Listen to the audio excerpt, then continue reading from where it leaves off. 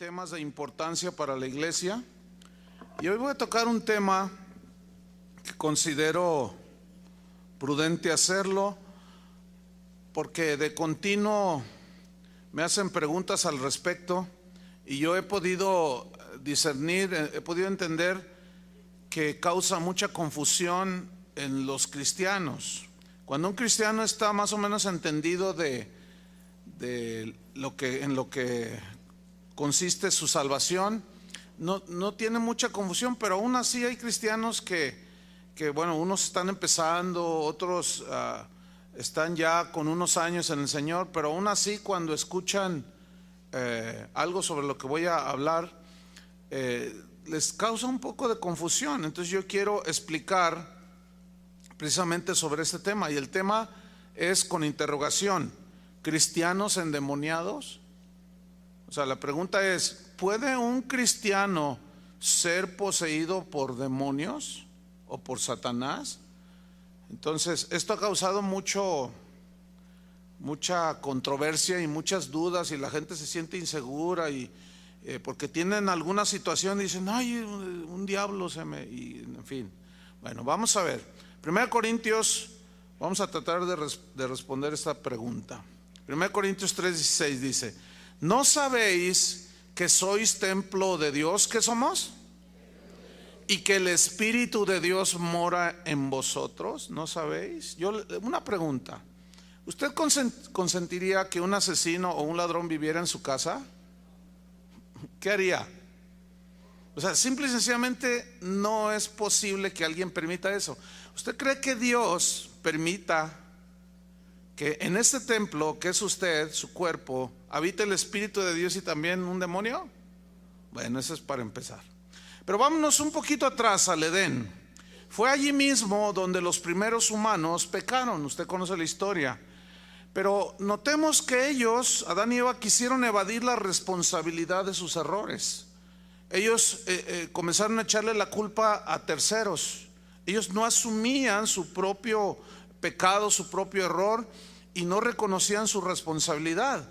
Después de que ellos pecaron, Dios le pregunta a Adán y le dice: ¿qué has hecho? Y miren lo que le responde Adán, Noten cómo le echa la culpa a Dios. En una frase que no parece, pero ahí está. Le contesta Adán: la mujer que me diste por compañera me dio del árbol y yo comí. O sea, esa que tú me diste fue la que me dio de comer. O sea, de una manera indirecta le está diciendo: bueno, tú me la diste. ¿Ha oído a esos que dicen: así nací yo, así soy, ¿verdad? Así me hizo Dios? No diga blasfemias. ¿Cómo que así lo hizo Dios? Usted se ha hecho así. Ese es el problema, que siempre queremos estarle echando la culpa a los demás. Cuando a Eva le pregunta: ¿qué has hecho? ¿Qué hiciste? Eva le contestó: la serpiente me engañó y comí del fruto.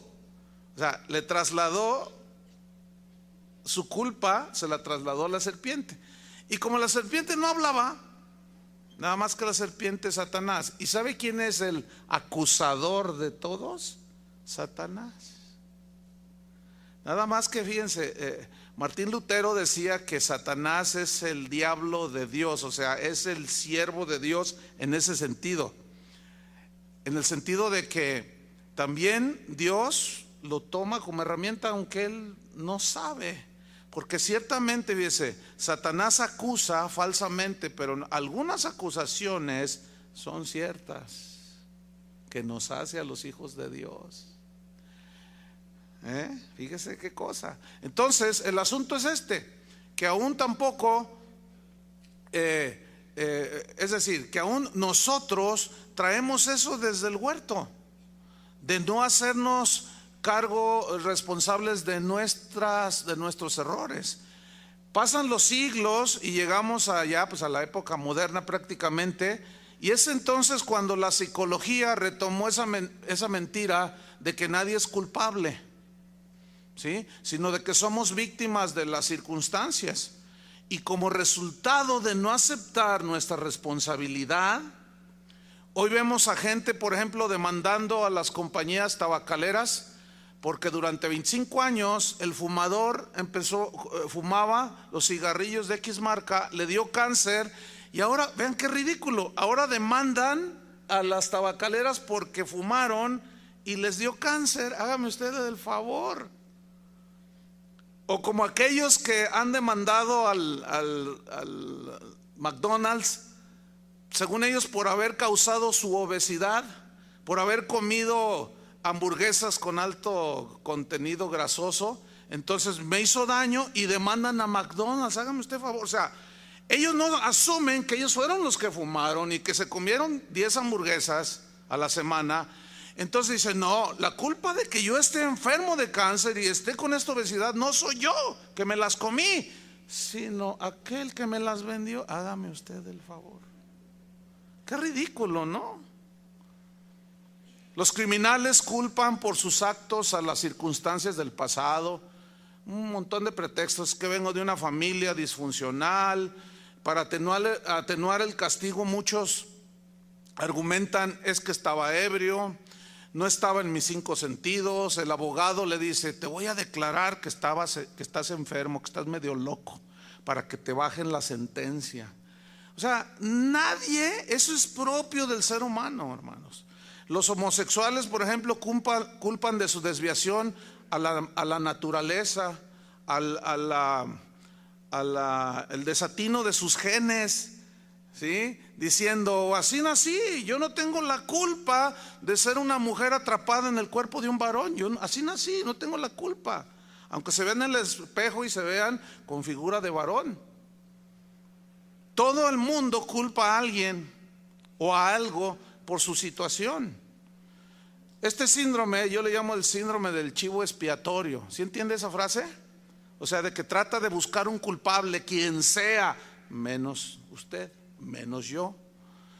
Entonces, ese síndrome del chivo expiatorio no tardó en penetrar dentro de la iglesia. Fíjense, este es el punto que yo quiero tocar. Es decir, el día de hoy, en muchas iglesias, las conductas desviadas, las conductas pecaminosas, pecados descarados, les son atribuidos a los demonios, porque supuestamente esos demonios habitan en los cristianos.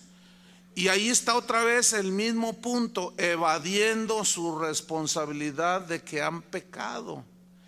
Entonces, se desarrolló desde el siglo pasado un ministerio, entre comillas, de liberación, donde pasaban a cada cristiano por liberación.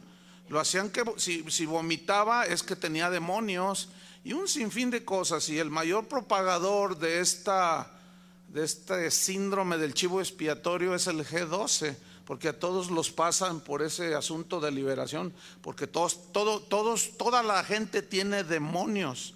Entonces las conductas pecaminosas, según esta enseñanza errada, conductas pecaminosas de los cristianos les son atribuidas a los demonios. Entonces encontramos que hay espíritus de toda índole que son los que llevan a la gente a pecar, y de ahí escuchamos, ¿cuántos han escuchado alguna vez? Sal fuera, espíritu de divorcio. Dicen, ¿ha oído eso? O sea, usted se está divorciando, entonces no, usted necesita liberación. Entonces, espíritu de divorcio, sal fuera. Y luego alguien es muy mentiroso y se mete en muchos problemas. Pastor, soy bien mentiroso. No, necesitas una liberación. Demonio de mentira, sal fuera de él. Entonces, por lo que dicen y enseñan, la gente entiende que son los demonios los culpables de que usted y yo o cualquier cristiano hagamos lo que hacemos. Y esa es una mentira. Y así encontramos que espíritu de lujuria, sal fuera. Y ahí está uno aficionado a la pornografía y pastor, y entonces el pastor dice, no, pues traes un demonio de pornografía, demonio de pornografía, sal fuera, demonio de adulterio, de envidia, de chismes, de celos. Y escuchen hasta dónde se llegan los extremos. En el DF los cristianos se juntaron hace unos años y ataron el demonio de smog.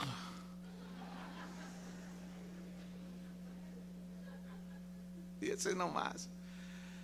Espíritu de smog, dice, sal fuera del... Se me hace que nos lo mandaron para acá. por el amor de Dios. Sin embargo, fíjese, ponga mucha atención. La realidad es que después de que la persona es supuestamente liberada, entre comillas, del demonio de adulterio, de robo, de pornografía, de lujuria, al poco tiempo, es más, a los pocos días, vuelve a caer en el mismo pecado. Ayer una señora me decía: uy, pastor, dice, yo estuve más de 10 años echando y expulsando el demonio de adulterio de mi esposo. Dice, y sigue igual de adúltero. Le digo, ¿entonces no te funcionó? No. ¿Y qué te dijeron? No, pues el pastor decía, no, lo que pasa es que usted no tiene fe. Y si usted es la liberada o el liberado y al rato vuelve a ese pecado, entonces se desconcierta el cristiano y va con el exorcista en turno y le dice, oiga, pues fíjese que volví a hacerlo. Entonces lo que le dice el exorcista en turno es que usted le abrió las puertas al diablo y volvió a entrar y agarró 7 espíritus peores y ahora está peor por eso, porque usted le abrió las puertas al diablo. Entonces usted dice, es que no se las abrí. Y hay una confusión espantosa. Entonces los cristianos llegan a la conclusión que ellos no son culpables, sino el demonio que me hace pecar, el demonio que me incita a hacer lo que tengo que hacer. Y es así como yo encuentro personas que así me preguntan personalmente o me escriben correos o me llaman y me dicen, pastor, ¿qué tengo que hacer para dejar de fumar? Le digo, no, pues es que no es difícil. Ay, pues ¿cuál es la solución? Bueno, cuando vayas a la tienda no compres cigarros.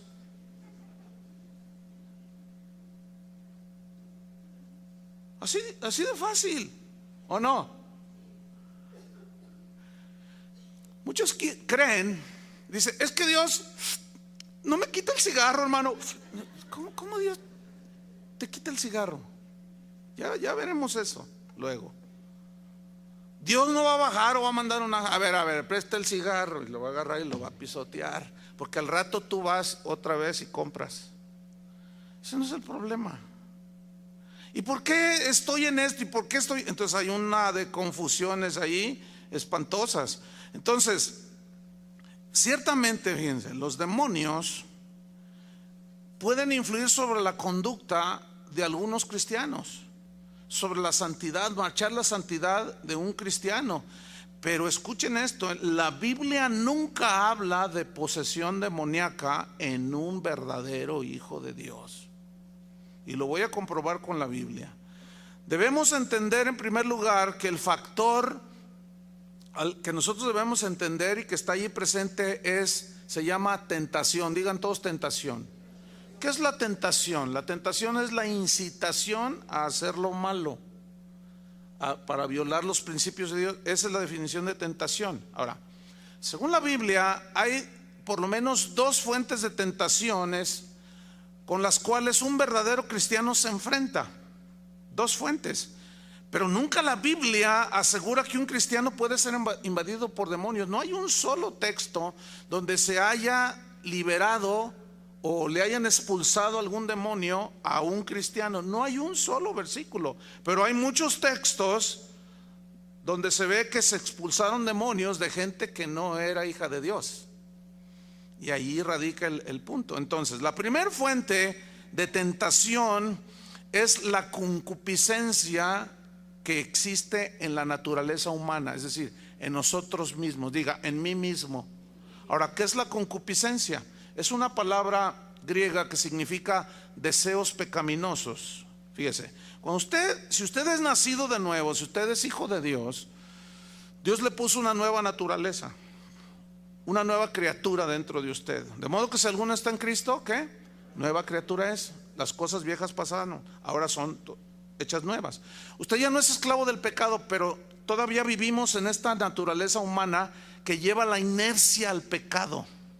Por eso necesita morir esta carne, o sea, morir, que nos entierren a esa muerte física, para luego ser resucitados en un cuerpo glorioso, para ya no estar sujetos a eso, como decía Pablo, veo una ley que está en mis miembros, en mi cuerpo, está latente, ¿sí? Entonces vamos a Santiago 1:13. Hay que estar conscientes de que la tendencia a pecar ya no está en el espíritu y el corazón del hombre, porque del hombre regenerado, nacido de nuevo, ya no, porque ahora nos deleitamos en la ley del Señor, ¿verdad? Ya no somos esclavos del pecado. Pero ¿sigue usted teniendo pensamientos malos? ¿Sigue teniendo usted tendencias a hacer lo malo? Por supuesto, porque en la naturaleza humana ahí está, latente. Y la Biblia le llama concupiscencia. Miren Santiago 1:13. Aquí le está hablando a cristianos, ¿ok? ¿Cuántos son cristianos aquí? Ok, bueno, voy a creer que son cristianos, ¿ok? Ustedes también crean que yo soy. Santiago 1:13. Cuando alguno es tentado, repito, le está hablando a cristianos. Cuando alguno es tentado, o sea, para pecar, para violentar los principios de Dios, no diga que es tentado de parte de Dios, porque Dios no puede ser tentado por el mal, ni Él tienta a nadie. O sea, es imposible, porque Dios es santo, y es imposible que Él quiera que sus hijos pequen. No, eso es definitivo, no. Versículo 14, mire esto: sino que cada uno, usted y yo, usted el de acá, todos, cada uno, es que tentado. Pero luego nos dice cómo: cuando de su propia concupiscencia, ahí está, nuestra propia concupiscencia, es atraído y seducido. O sea, el pecado no se da de la noche a la mañana. Y los siguientes versículos 15 y 16, Santiago pone alegóricamente el ejemplo de una mujer que se embaraza, para ilustrar cómo es que se da el pecado. El pecado no se da luego así. El adúltero dice: ay, es que no sé qué pasó de pronto. No, eso no es verdad. Y ningún pecado, Veamos, versículo 15. Entonces dice, o sea, es atraído y seducido por la concupiscencia. Entonces la concupiscencia, y aquí está la figura de una concepción materna, después que ha concebido, o sea, ahí están los 10,000 pesos, usted los necesita, pero no son de usted. Entonces hay algo en nosotros que tiene esa tendencia a robar, mentir, todos los pecados. Entonces usted comienza a embarazarse, entre comillas, usted me entiende, esto es alegórico. Comienza a embarazarse con la idea de que si los toma nadie lo ve, y que así soluciona su problema económico. Entonces la concupiscencia, después que ha concebido, ¿cuánto dura un bebé en un vientre para dar a luz? 9 meses. El pecado es igual, no se da así nada más. Dice, después que ha concebido, pasa un tiempo, puede ser una semana, 15 días, qué sé yo, da a luz, ¿qué? Vea ahí en su Biblia, o está acá no está el texto. Me gusta que vean su Biblia, ¿sí? Entonces, después que ha concebido, da a luz el pecado. Y el pecado, siendo consumado, da a luz la muerte. Aclaración: ser tentado no es pecado. Cristo fue tentado. El pecado es cuando cedemos a la tentación por nuestra propia concupiscencia. Fíjate cómo dice la Biblia: de tu propia concupiscencia. Y luego dice el versículo 16: amados hermanos míos, no erréis. O sea, no te equivoques. Así es como se da a luz el pecado. Y cuando se da, no digas: es que porque mi mamá, es que hice eso porque cuando yo era niño mi papá me abandonó, es que cuando yo era niña mi hermano abusó de mí, es que y empezamos a echarle la culpa a todo mundo. Por eso muchos cristianos no avanzan en su vida cristiana, porque no asumen su responsabilidad de que han pecado y que es nuestra propia concupiscencia la que nos arrastra. ¿Y por qué hiciste esto contra tu tío, contra tu primo o contra tu mamá? No, porque ella me hizo, porque ella me dijo. Y volvemos al mismo punto, el síndrome del chivo expiatorio. Pero cuando cada uno reconoce su responsabilidad, si confesamos nuestros pecados, ¿qué? Él es fiel y justo para perdonarnos. Entonces, al evadir esa responsabilidad, no estamos reconociendo nuestros pecados y estamos mal, se corta la comunión con Dios. Entonces, al no tener comunión con Dios y darle rienda suelta a la concupiscencia, ahí está la respuesta del por qué muchos cristianos dicen: es que siempre estoy ahí, siempre hago lo mismo, siempre hago lo mismo. Pues claro. Entonces, la respuesta facilona que encontraron algunos es: un demonio el que tienes. Bueno, vamos a razonar. Si fuera un demonio de adulterio o lo que sea el que te hace pecar, bueno, se entiende que al echarlo fuera, eso se acaba, ¿no? ¿Y por qué la gente sigue? ¿Por qué sigue la gente en lo mismo? Porque es la propia concupiscencia y no debemos echarle culpa a los demonios y hacernos responsables de nosotros mismos. Déjenme ponerles un ejemplo en la Biblia. 1 Timoteo 6:9. 1 Timoteo 6:9. Dice así. Y pónganle mucha atención allí cuando leemos. Ok.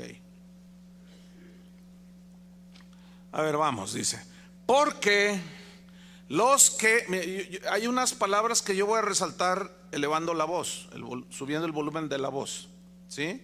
Para que usted lo vaya captando. Aquí están las palabras claves. Porque los que quieren.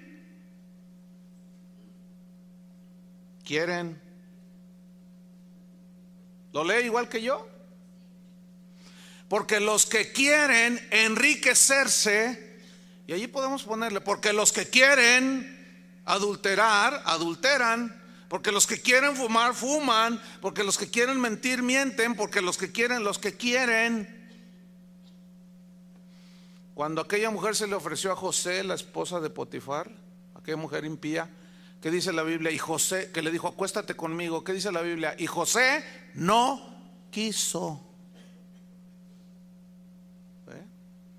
Porque los que quieren enriquecerse caen en tentación y lazo. Lazo significa tropiezo.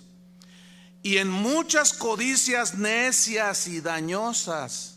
Escuche bien, lea con atención. Esto va de la mano con Santiago. Que hunden a los hombres en destrucción y perdición. Porque raíz de todos los males es el amor al dinero, o sea, la avaricia. El cual codiciando algunos demonios, así dice, el cual codiciando algunos dentro de la iglesia. Pablo está refiriéndose a unos que estaban en la iglesia.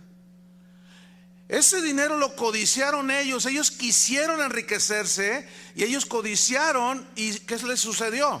Se extraviaron de la fe y fueron traspasados de muchos dolores, o sea, sufrieron las consecuencias del pecado.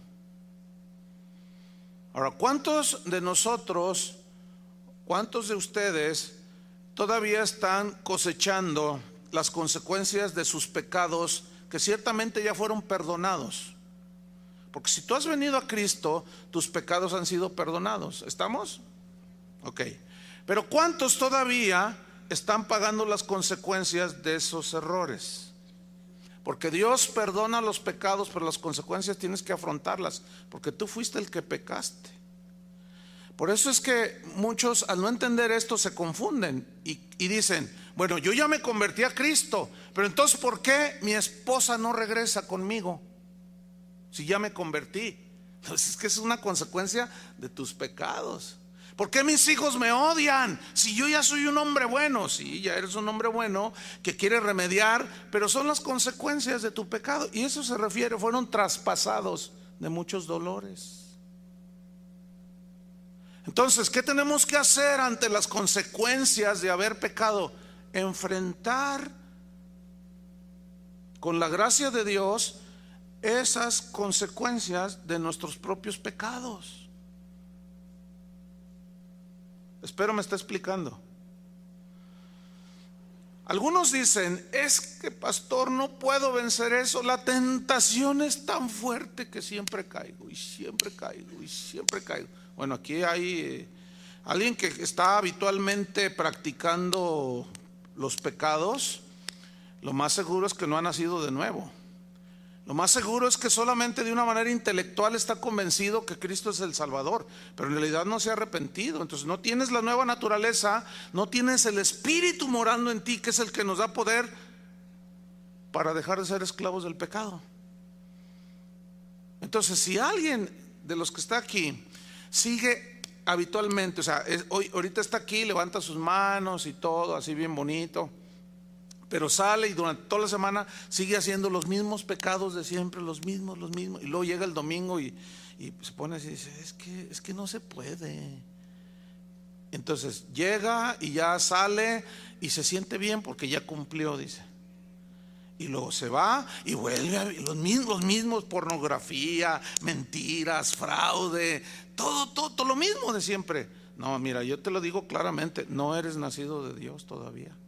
No has nacido de nuevo. Si no hay dolor en tu corazón por haber pecado, y esto no debe ser un hábito, sino por nuestra humana debilidad, decía Pablo, es que nosotros somos tentados, decía Santiago también, y a veces caemos, pero cuando caemos nos duele profundamente. ¿Cuántos sienten un dolor profundo cuando pecan? ¿Lo sienten? Esa es la evidencia inequívoca de que son hijos de Dios. Si tú eres de los que dicen, que Dios es bueno y Él no va a mandar al infierno a nadie, ¿qué tiene, hombre? No hay ningún problema. Sí hay problema. Si alguien habla así es porque no conoce a Dios. Entonces, para aquellos que dicen, es que no se puede soportar la tentación, es tan fuerte la tentación, les voy a compartir un versículo. Primera de Corintios 10, versículo 13. Y ya con esto, bueno, ya se acaba el argumento ese de que la tentación no se puede resistir y que es imposible. 1 Corintios 10, versículo 13. Dice así: no os ha sobrevenido ninguna tentación. ¿Quieren que les explique en el griego, en el arameo y en totonaca lo que significa ninguna? ¿O les seguimos? ¿O les explico lo que significa ninguna? ¿Les seguimos? Ok, pues respóndanme. Pues se quedan así como diciendo, híjole, ya no voy a poder, ya no voy a tener chivos expiatorios, ya no voy a poder echarle la culpa a nada ni a nadie. No, pues no, mira, ahí está. Ahora, esto es para cristianos. Esta escritura es para cristianos. No os ha sobrevenido ninguna tentación que no sea, ¿qué? Humana. Pero fiel es Dios, que no os dejará ser tentados, o sea, por tu propia concupiscencia y por la otra fuente que ahorita vamos a ver. No os dejará ser tentados más de lo que podéis resistir. Ahí está. Sino que dará también juntamente con la tentación, ¿qué? La salida para que podáis soportar.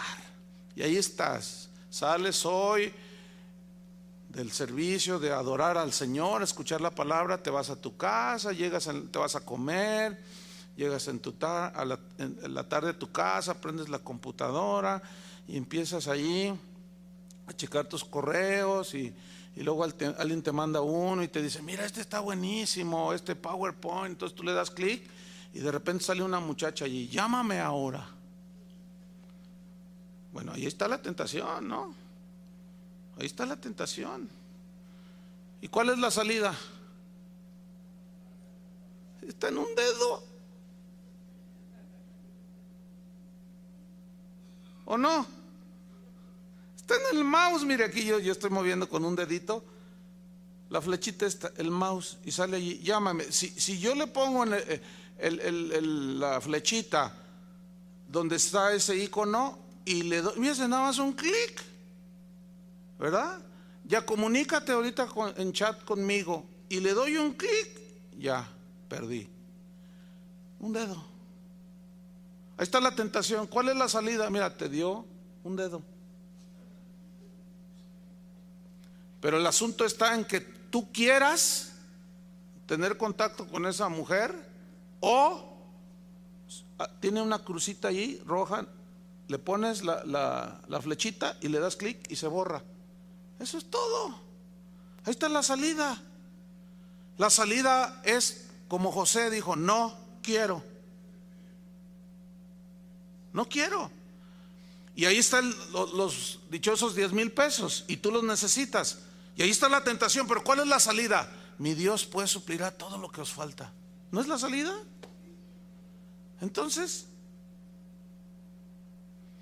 el asunto es que los 10,000 pesos, le haces el clic y luego, es que no se puede, es que ¿para qué sacan eso allí en el internet? Y ya le echaste la culpa. Y estamos habituadísimos a eso, hermanos. Por eso a muchos los tiene en ese nivel tan bajo. No han crecido. Tienen 15, 20 años en el Señor y nomás no parece. Y ahí está. La segunda fuente de tentación, pues es el mismo Satanás. Ahora, ¿cómo es que Satanás nos tienta a los cristianos? Porque estamos hablando de si un cristiano puede ser posesionado o no. Bueno, como no puede ser un cristiano no puede ser posesionado ni por Satanás ni por los demonios, ahorita lo vamos a argumentar todavía más fuerte. Entonces la tentación viene de una manera externa, ¿sí? Pero como Satanás conoce que en nosotros hay concupiscencia, nos tienta por medio de las cosas del mundo. Por eso dice la Biblia: si alguno ama al mundo, el amor del Padre no está en él. No améis al mundo ni las cosas que están en el mundo. ¿Se acuerdan cómo fue una tentación obviamente externa que Satanás hizo a Jesús ahí en Mateo capítulo 4? Lo tentó 3 veces. Ahora, ¿cómo resistió Jesús esa tentación? Ahora, Jesús no tenía concupiscencia, porque Él es santo, ¿sí? Entonces, eso lo sabía de alguna manera el diablo. No sé si lo sabía, porque no es omnisciente, no sabe todo. Pero él tentó a Jesús, le dijo: si eres hijo de Dios, di que estas piedras se conviertan en pan. Y Jesús lo resistió, ¿cómo? Con la palabra. Ahí estaba la tentación y también la salida. Escrito está, Satanás: no solo de pan. Tengo hambre, sí, pero yo no, por el hecho de tener hambre, no voy a violentar los principios de Dios. Por eso dijo: no solo de pan vivirá el hombre, sino de toda palabra que sale de la boca de Dios. Y la palabra y el mandamiento para Jesús era venir a morir por nosotros. Y la Biblia dice que Él no pecó. Después vino otra tentación, le ofreció los reinos del mundo. Y después vino otra tentación, le dijo: si postrado me adoras, te doy todo esto, le dijo. O lánzate de allá arriba y vas a ver cómo Dios te recoge. Los ángeles vienen y te recogen. Y las 3 veces Jesús lo resistió. Escrito está, escrito está, escrito está. ¿Saben qué? Me dijeron algo, que no sé, se juntó un grupito ahí de amigos aquí, parece que de jóvenes de mediana edad, y que salieron por allí a un lugar a comer. Y que iban a algunos invitados no cristianos, y a uno que se le manifiesta y empezó. Entonces los cristianos empezaron a orar para expulsarle el demonio, ¿no? Entonces dice uno: yo quiero imaginarme, pensar que es un cristiano nuevo, porque dijo: no, así no se sacan los demonios. A los demonios a puras vigas, dice. Dice: ¿qué? ¿Cómo? Dice: sí, háganse. Hijo de tu tal por cual, de tu no sé qué, te me largas y te me vas a quién sabe dónde. Y dices: cállate, le dicen esto, fíjate nomás. Dice: no. Dice: oye, yo quiero pensar que estaba recién convertido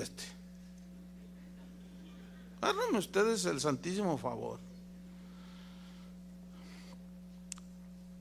En Primera de Crónicas 21:1, ahora, la tentación a Jesús vino como de manera que externa o interna. Externa. Ahora vamos a Primera Crónicas 21:1. Aquí está otro ejemplo. Este es en el caso de David.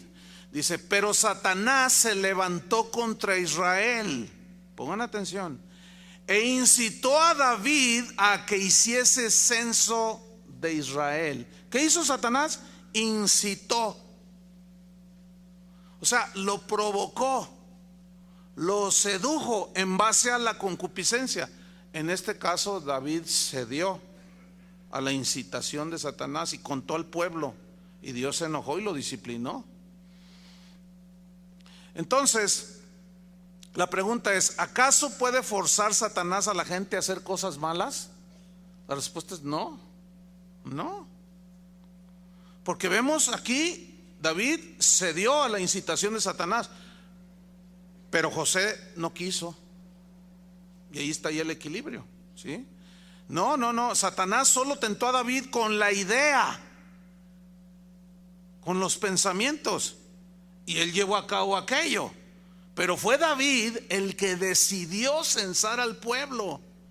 Y luego vino, le dice a su general, cénsame al pueblo. Y este va y le dice, rey, por favor.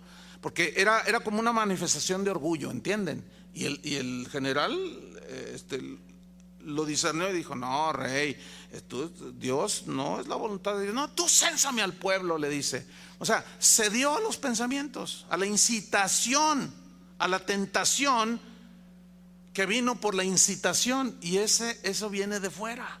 Por eso Satanás se le nombra en la Biblia el tentador. Ahora, hay que entender esto. Cuando decimos Satanás, puede ser, Satanás nada más hay uno, pero tiene legiones de demonios. Pero Satanás no puede estar en todas partes, ¿no? Porque alguien no puede decir aquí, me tentó Satanás, y otro allá en Estados Unidos, me tentó Satanás, así como tal, no. Pero sí hay muchos demonios, ¿sí?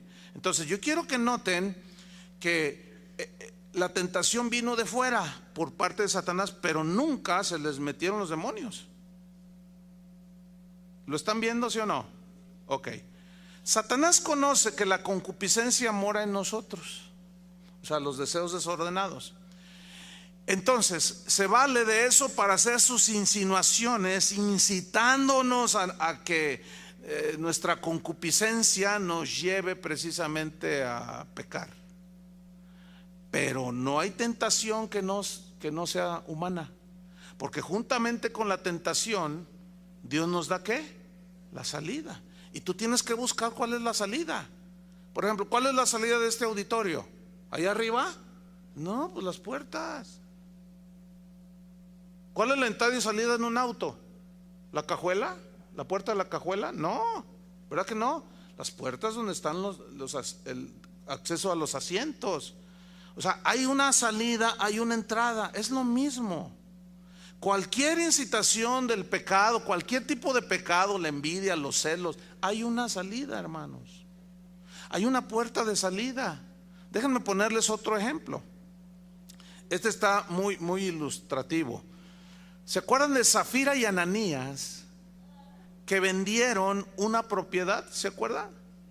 Y ellos la vendieron y le sustrajeron, o sea, era de ellos la propiedad. Pero cavilaron entre sí, y ahorita vamos a ver de quién vino la incitación de fuera, porque estos eran cristianos, Zafira y Ananías. Y bueno, veamos en Hechos 5. Ellos deciden quedarse con un precio, con una parte del precio, y llegan ante Pedro porque el Espíritu Santo estaba moviendo así de una manera soberana. Y los cristianos, algunos que tenían propiedades, dice, las vendían. Decían, tenemos 3 casas, vendemos una, la traemos para la obra del Señor. Y mostraban su generosidad, pero esto fue algo soberano que el Espíritu Santo movió en los cristianos y empezaron a hacerlo. Y ellos eran ricos, tenían propiedades, entonces venden una, pero a la hora de que ven el dinero en sus manos, como que dijeron, No, pues $1,000,000 es mucho. ¿Qué te parece si nomás damos 500,000? Sigue siendo mucho, además ¿quién se da cuenta? Entonces miren lo que sucedió. Hechos 5:3. Y dijo Pedro, Ananías, porque le pregunta, ¿en tanto vendisteis la heredad? Y él le dijo, sí, en tanto. Y miren lo que le dice. Dijo Pedro, Ananías, ¿por qué llenó Satanás tu corazón para que mintieses al Espíritu Santo y sustrajeses del precio de la heredad? Fíjense lo que dice aquí. ¿Por qué llenó Satanás tu corazón? La clave para entender esto de Satanás, ¿por qué Satanás llenó tu corazón? Está en la palabra llenar. ¿Por qué llenó? Y esa palabra viene del griego pleró, que significa atiborrar de algo un recipiente. Por ejemplo, tú puedes llenar un tambo de agua, puedes llenar un saco con ropa sucia, ¿no? Y lo atiborras, ¿no? Un costal con maíz y lo atiborras, y atiborrar es llenar a lo máximo, ¿no? Ahora, esa es una acción externa, ¿sí? Ahora, ¿cómo se entiende que Satanás llenó o atiborró su corazón para mentir al Espíritu Santo? Con pensamientos. ¿Lo están entendiendo? Oye, no, es mucho dinero, ¿qué te parece si le cortas aquí? Que al cabo, ¿quién se va a dar cuenta? Muchos ni diezman ahí en la iglesia, muchos ni dan. Y mira tú, tanto dinero, no, de veras. Oye, Zafira, fíjate que, ¿qué te parece? Y nos echamos unas vacaciones, vamos a Cancún. Porque en Guadalajara ahorita están explotando bombas y allí como que no conviene. Mejor nos vamos a un lugar más tranquilo. Oye, de veras, ¿verdad? Oye, pero no, pero es que el Señor nos dijo que diéramos todo. ¿Cómo le vamos a...? No, pero mira. ¿Y empezó qué? No se dio de la noche a la mañana, Satanás incitaba ¿qué? La avaricia que está latente. Y ellos permitieron ser llenados por las insinuaciones de fuera. Así como David, cuando Satanás lo incitó para que censara al pueblo. Fíjate bien, si tú constantemente estás pensando en algo que es ilícito, como robar, fraudear, mentir, y le voy a decir esto, y el Espíritu Santo viene y te dice, pues es una mentira, ¿cómo vas a decirle eso a tu esposa? Es que si le digo la verdad se va a enojar. Y luego el diablo te dice, no, dile que al cabo, ¿quién va a saber? Una mentira piadosa, dile una mentira piadosa. Entonces tú piadosamente le echas una mentira a tu esposa. Y al año se da cuenta que le mentiste y se te arma el bronconón. Y luego llegas con el Señor, ¿por qué? ¿Por qué, Padre? Y hasta lloras, lloras y te compunges y pones carita allí de compungido. Y oh, Padre, si yo te amo, ¿por qué está pasando? ¿Por qué mi esposa? ¿Por qué? ¿Por qué? ¿Por qué Satanás llenó tu corazón? Alguien me preguntó ayer, oiga, pastor, entonces un cristiano ya no debe tener pensamientos malos. Le digo, no debe, pero ¿los tienes? Sí, dice, yo también. Pero, escucha, le dije, no permitas que Satanás llene tu mente y tu corazón. Porque de pronto viene el pensamiento y de pronto estás, no, sí, no, este hermano, no, sí, a ver tú, pastor, este hermano, le voy a mandar unos zetas para que se los hurtan. Y de pronto, estoy exagerando en el ejemplo, obviamente. Entonces, ahí está la insinuación, sí, mándale unos zetas y otros de acá y contrátalos de acá, de quién sabe dónde, y véngate para que pague lo que te hizo. Entonces, si yo sigo cavilando en eso, Satanás llena mi mente. ¿Me están entendiendo? Mi corazón. ¿Y qué voy a terminar? Va a terminar esa persona colgada en uno de los puentes de López Mateos. ¿Sí o no?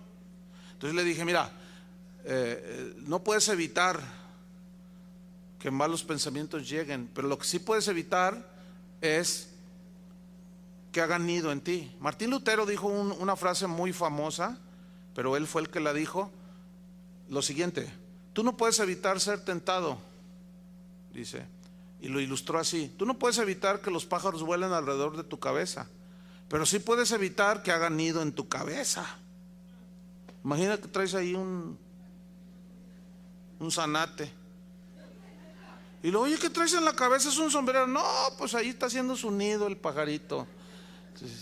Se oye raro, ¿no? O sea, por supuesto que lo puedes evitar. Si tú estás en tu casa y ves que alguien se quiere meter a tu casa, ¿no lo evitas de alguna manera?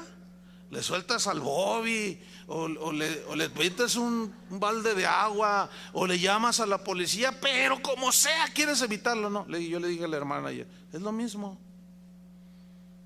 O sea, yo de pronto a mi mente vienen pensando, a veces orando, leyendo la Biblia, llegan pensamientos, pero son externos, porque no estás posesionada, ni yo tengo un demonio adentro, son de afuera. Entonces le dice en el versículo 4, Hechos 5:4, le dice, reteniéndola, o sea, la propiedad, ¿no se te quedaba a ti? Y vendida, ¿no estaba en tu poder? Mira lo que dice aquí, también es clave. ¿Por qué pusiste esto en tu corazón? Primero dice, ¿por qué Satanás llenó tu corazón? Y luego aquí dice, ¿por qué pusiste esto en tu corazón? ¿Se fijan cómo Pedro entendía perfectamente ese principio de que cada quien es responsable de lo que hace? Aquí Pedro está confrontando a Ananías con su responsabilidad y le dice, ¿por qué pusiste? O sea, tú. Pero en el griego este verbo poner significa permitir. Entonces lee así, ¿por qué permitiste esto en tu corazón, Ananías? ¿Por qué lo permitiste tú? Entonces todo ese rollo de que no, pues no puedo dejar de fumar, no puedo dejar de la computadora, no puedo. ¿Y qué quieren? No, eso se hace por ignorancia. Pero cuando estamos entendidos de esto, entonces ya tenemos que hacernos responsables de nuestros errores, cada quien. Y le dice, no has mentido a los hombres sino a Dios. Era grave ese asunto, Pero ¿de dónde vino la insinuación? De afuera, Satanás. ¿Y quién lo permitió? Ananías. Lo cual se entiende que tenemos ahora la autoridad, ahí está, de nosotros resistir al diablo. Someteos pues a Dios, dice Pedro, resistid al diablo y huirá de vosotros. Y esa es la manera de resistir, no permitiendo. Ahí está. Algunos argumentan el caso de Judas y dicen, no, ¿cómo no? Pues a Judas se le metió un demonio, se le metió Satanás mismo. Vamos a Lucas 22:3, vamos a analizar esos textos. Lucas 22:3. Este es su argumento más contundente para los que creen en esas cosas. Lucas 22:3 y 4. Están en la Santa Cena, Jesús dice, uno de ustedes me va a entregar. ¿Se acuerdan de esa circunstancia? De ese contexto. Y entonces dice en Lucas 22:3, y entró Satanás en Judas. Voy a leer otra vez y voy a resaltar la palabra clave, ¿ok? Y entró Satanás en Judas, por sobrenombre Iscariote, el cual era uno del número de los 12. Y este fue y habló con los principales sacerdotes y con los jefes de la guardia de cómo se los entregaría a Jesús, cómo lo traicionaría. Ok, aquí la palabra clave es entró. ¿Quién entró? Satanás. Entró en Judas. La palabra entró viene de un término griego, eiserhomai, que significa esto: entrar a un lugar. ¿Se entiende? Según la definición en griego, se entiende entrar en un lugar. Tú vienes de fuera hacia adentro, es obvio, ¿no? Entrar a un lugar. Dice el diccionario que esta palabra eiserhomai se utiliza de dos formas. Una es literal y la otra es figurativa. Pero aquí no es figurativo, en este texto de Judas, donde dice en Lucas más bien. Aquí es literal. ¿Por qué? Porque no puede ser simbólico. Yo les voy a poner otro ejemplo de Pedro más adelante, que está en el mismo capítulo de Lucas. Porque lo que hizo Judas con Jesús fue traicionarlo. Lo que hizo Pedro con Jesús es lo mismo. Lo negó, lo traicionó. Pero vamos a ver dos casos totalmente distintos y por qué en Judas entró y por qué en Pedro no. ¿Por qué en Pedro tuvo que pedir permiso el diablo y con Judas no? Él se metió. Ahorita vamos a ver la respuesta. Esta palabra eiserjomai, que entrar a un lugar, es la misma que utilizó Jesús en Mateo 5:20. Esto nada más para ilustrar el significado de la palabra. Mateo 5:20 dice así: porque os digo que si vuestra justicia no fuere mayor que la de los escribas y fariseos, no entraréis en el reino de los cielos. Ahora, de una manera estricta, literal, nosotros todavía no entramos en el reino de los cielos, o sea, en el cielo pues. Vivimos bajo el gobierno del reino de los cielos porque somos hijos de Dios. Pero todavía no estamos en el cielo, están en eso. Un día vamos a ¿qué? A entrar. Ya estamos figurativamente. ¿Lo están entendiendo, verdad? Figurativamente ya estamos en el, pero todavía no vamos al cielo, aquí los veo. Pero los hermanos que se han muerto en estos días que van del año, ellos ya están en el cielo. Nosotros no. Entonces, figurativamente ya entramos, pero literalmente todavía no. Y esa es la palabra que usó Jesús. Entonces, cuando dice entró Satanás en Judas, ahí es literal, hermanos. Ahora, ¿por qué entró Satanás en Judas? La respuesta es porque Judas nunca se arrepintió de sus pecados. Porque él nunca fue lavado con la sangre de Cristo. Su corazón nunca fue regenerado. Él nunca se arrepintió. Él fue un infiltrado entre los verdaderos discípulos de Jesús. Por eso es que Satanás pudo entrar en él. Por eso es que Judas fue posesionado por el mismísimo Satanás. Ahora vamos a ver en el mismo capítulo de Lucas el caso de Pedro. Vamos al versículo 31. Fíjate qué interesante, ¿eh? Y aquí es donde están los argumentos más fuertes. Ahora, Pedro era un verdadero discípulo. ¿Estamos? ¿Sí o no? ¿Tenía errores? Sí, pero era un verdadero y genuino discípulo. Versículo 31. Dijo también el Señor: Simón, Simón, o sea, Pedro, y le dice: he aquí Satanás os ha pedido para zarandearos como a trigo. ¿Por qué no se metió así como se metió en Judas? ¿Por qué dice Satanás os ha pedido? La palabra pedido, os ha pedido, del griego exai teomai. Esa palabra es, eso es lo importante de ir muchas veces al texto original en que se escribió la Biblia. Porque exai teomai significa solicitar algo sobre lo cual tú no tienes autoridad. Eso significa exai teomai. Significa solicitar permiso para hacer algo, fíjate, nada más. O sea, tú no puedes entrar a la casa de cualquiera. ¿A tu casa pides permiso para entrar? No. Pero si vas a otra casa y tú quieres entrar, ¿puedo entrar? ¿Me explico? Tú no pides permiso para usar tu auto. Pero si quieres usar el auto de tu vecino, de tu hermano, de tu familiar, ¿tú qué haces? Pides permiso. Bueno, ¿por qué en Judas entró Satanás? Porque era de él. Y él hace lo que quiere con lo de él. ¿Y por qué a Pedro no se le metió? ¿Por qué no entró en Pedro? ¿Por qué fue con Jesús, con el dueño de Pedro, y le dijo: tengo una solicitud para ti, dame permiso de zarandear a ese Pedro? Y miren lo que dice el versículo 32. Le dice: Pedro, Satanás ha pedido, te quiere zarandear como a trigo, pero yo he rogado por ti. ¿Qué significa eso? Que tu fe no falte. He rogado por ti que tu fe no falte. ¿Qué dijo? ¿Qué significa eso? Le di permiso. ¿Se acuerdan de Job? del que Dios dijo: este es un varón recto, perfecto, temeroso de Dios y apartado del mal. Y el diablo dijo: sí, pues quítale, dale y verás cómo te blasfema. Y dice: ok. Dice: ve y quítale las cosas, a él no me lo toques. Y Satanás hizo lo que Dios le dijo, le dio permiso. ¿Por qué piden permiso? Porque no le pertenecemos. ¿A quién le pertenecemos? A Dios. Ahora, ¿qué sucedió aquí?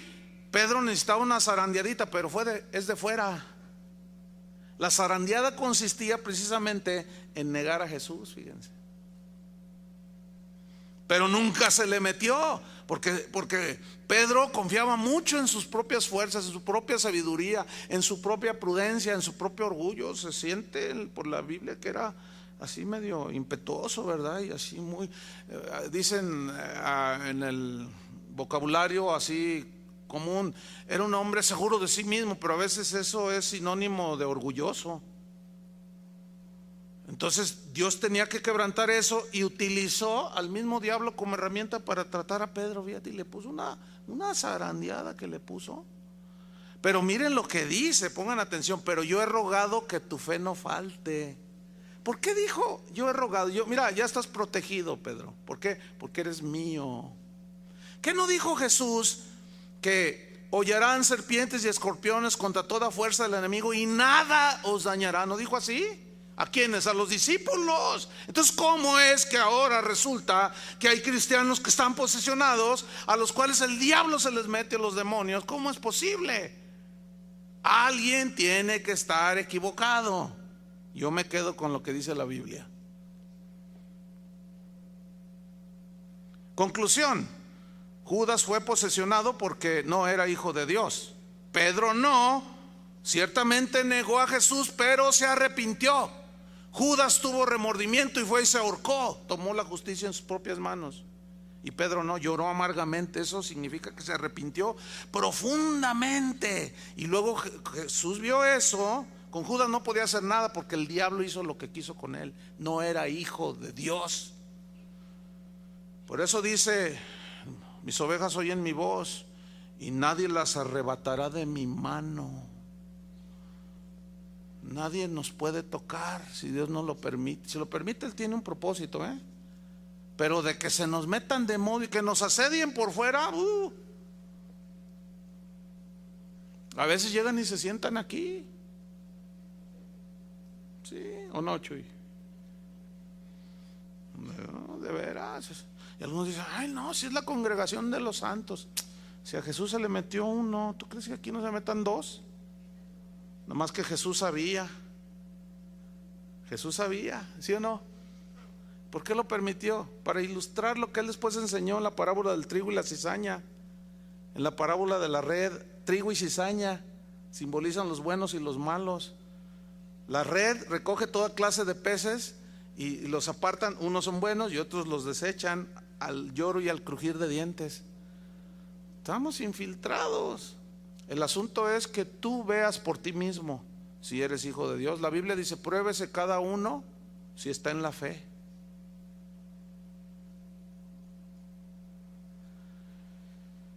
Entonces, para irnos sobre el final, Pedro fue zarandeado con el permiso de Jesús, lo cual prueba que los demonios no tienen absolutamente ninguna autoridad sobre los creyentes y que jamás podrán entrar en un verdadero hijo de Dios, porque el glorioso Espíritu de Dios mora en nosotros. Entonces, a lo que estas gentes llaman demonio de adulterio, demonio, espíritu de quién sabe cuánto, espíritu de fornicación, espíritu de avaricia, espíritu de idolatría, y los expulsan y los echan, y sigue el idólatra y sigue el fornicario.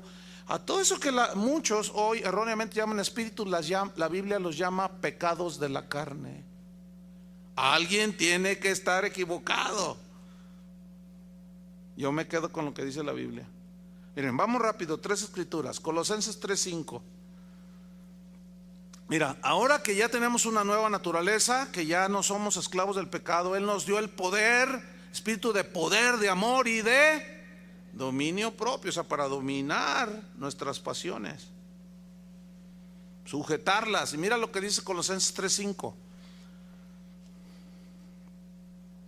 Haced morir pues lo terrenal en vosotros. Pregunta, ¿quién va a hacer morir lo terrenal en nosotros? Nosotros. Por eso de ahí el que no, pues lloro y no pasa nada, hermano. No me lo quita. No. Hermana se va a quedar loquita si sigue con su cigarrito. El rato va a estar toda llena de cáncer. Y va a decir, pues Dios nunca me lo quitó. No, espéreme. Si usted es hija de Dios, Dios te dio el poder para hacer morir. Hacer morir significa mortificar. Significa ponerle un hasta aquí y decir ya no. ¿Entiende? Haced morir pues lo terrenal en vosotros: fornicación, impureza, pasiones desordenadas, malos deseos y avaricia, que es idolatría, cosas por las cuales la ira de Dios viene sobre los hijos de desobediencia, en las cuales vosotros también anduvisteis. Vean eso, anduvieron en otro tiempo cuando vivíais en ellas. Pero miren el versículo 8. Parece que se contradice, pero no. Ahorita se los explico. Pero ahora dejad también vosotros todas estas cosas. O sea, ¿anduvisteis qué? ¿Todavía estamos en eso? No, lo que pasa es que está latente la concupiscencia. Pero miren lo que dice: pero ahora dejad también vosotros todas estas cosas. Dejad, pero ahora dejad. ¿Quién los va a dejar? ¿Dios o nosotros? Es como esto. Tu hijo te dice: papá, yo no puedo irme a la escuela a las 5 de la mañana, los camiones no, siempre pasan llenos. Entonces tú le dices: ok, hijo, te voy a comprar un auto. Entonces le compras un auto a tu hijo, y ahí está el muchacho, ¿verdad? Dice: aquí están las llaves. Entonces están las llaves, y no se va. Y llega de trabajo: oye, ¿qué pasó? No, papá, pues es que no pude ir a la escuela. ¿Por qué? Pues no sé, algo me impidió. ¿Qué te impidió? Pues no decías que el traslado, para eso te di el auto. Eso es lo mismo. Para eso se nos dio la nueva naturaleza, el poder de Dios en nosotros, para que subas al auto, lo enciendas y te vayas. Por esto dejad también vosotros todas estas cosas: ira, enojo, malicia, blasfemia, palabras deshonestas de vuestra boca. Es que yo soy del norte. Ya, hermanos, dejen eso. Otro dice: yo soy de Veracruz. Dice: allá de Alvarado, allá de Catemaco. Entonces yo hablo así, yo no soy un hipócrita. Y confunden la gimnasia con la magnesia. Entonces, ¿esto qué? Oye, no, espérame, hermano, pues es que ¿cómo que tú hablas así? ¿Cómo que te diriges así a tu esposa? ¿Cómo que le dices a tus hijos, hijo de tu tal por? ¿Qué es eso, hermano? No, pues yo así soy. Así eres. Pues pareces hijo del diablo. Sonó feo, ¿verdad? Porque eso es lo que dice aquí. Versículo 6. Cosas por las cuales la ira de Dios viene sobre los hijos de desobediencia. Y ese es un hebraísmo. Hijos de desobediencia son los que por naturaleza son hijos del diablo. Eso le dijo Jesús a aquellos hombres. Les dijo: ustedes vuestro padre es el diablo, dijo, porque ustedes quieren hacer las obras del diablo. ¿No les dijo así? Suena fuerte a veces, porque no estamos acostumbrados a escuchar eso, pero así dice la Biblia. Entonces alguien que dice: así soy, no, usted no es un hijo de Dios, para que se oiga más suavecito. Versículo 9: no mintáis los unos a los otros, habiéndoos despojado del viejo hombre con sus hechos, y revestidos del nuevo hombre, el cual conforme a la imagen del que lo creó, se va ¿qué? Renovando hasta el conocimiento pleno. Entonces, si usted es los que dice: es que así soy yo, pues no, fíjate, si eres así, pues necesitas renovarte. ¿Cómo la ves? No, pues tienen que aguantarme porque así soy. Y tienes 20 años igual. No, mi estimado Chuy Olivares, no puedes decir eso. Así soy yo. No podemos decir, porque entonces ya nos estamos escudando en que así soy y ni modo, ya hasta aquí. No, no, no, no, no. Y eso contradice lo que dice la Biblia. Ahora vamos a ver finalmente, y se van al menudo. Vamos a ver cómo la Biblia habla lo que les llama pecados de la carne, a lo que muchos llaman demonios. Vamos a Gálatas 5:19. Pongan mucha atención, yo voy a resaltar las palabras claves en la lectura, ¿ok? Dice, y manifiestas son las obras de los demonios. ¿Así dice su Biblia? Pues parece como si algunos leen eso. Por eso le pregunto, a ver, vea su Biblia otra vez. Vamos en buen tiempo. ¿Qué dice allí? ¿Dice demonios o carne? Ahora, cuando dice carne se refiere a nosotros, a la concupiscencia de la carne, de la naturaleza humana. Pero la palabra clave es manifiestas, evidentes. Son las obras que hace la gente cuando anda en la carne, en su concupiscencia. ¿Y cuáles son esas evidencias? Adulterio. No es que un demonio, no le eche la culpa al demonio, no le eche la culpa al diablo. ¿Han oído esa historia de que llega un de esos exorcistas liberadores? Esta me la contó Chuy. Y llega a un pueblo y llega ahorita una campaña tremenda. Entonces está el diablo ahí sentado todo agüitado, ¿no? A la entrada del pueblo así. Entonces lo ve el predicador y dice, ¡ah! Y se pone, ¿no? La pose del liberador, ¿no? ¡Ah! Entonces el diablo lo ve y dice, otro, dice. ¿Y qué? ¿Por qué estás así tan triste? Y no, espérate, le dice, ya me tienen hasta acá. ¿Por qué? Y dice, de todo, estoy triste porque de todo me echan la culpa. Que llegaron tarde del trabajo, es que el diablo. Que se me ponchó la llanta, es que el diablo. Y que engañó a aquel, a su esposa, el diablo. Todo yo, pues estoy bien agüitado. Esa es una historieta nada más, Manifiestas son las obras de la carne, que son adulterio, fornicación, inmundicia, lascivia, idolatría, hechicerías, enemistades, pleitos, celos, iras, contiendas, disensiones, herejías, envidias, homicidios, borracheras, orgías y cosas semejantes a estas. Como que Pablo dijo, todo lo que se parezca a esto es de la carne. Acerca de las cuales cosas os amonesto, como ya les he dicho antes, que los que practican, esa es la palabra practicar, en el griego significa, da la idea de uno tras otro, como fabricar en serie, eso significa, ¿sí? Uno tras otro, o sea, y el cristiano puede eventualmente, podemos caer en alguno de esos pecados, pero no es habitual, ¿entienden? Esa es la gran diferencia, porque nosotros seguimos luchando.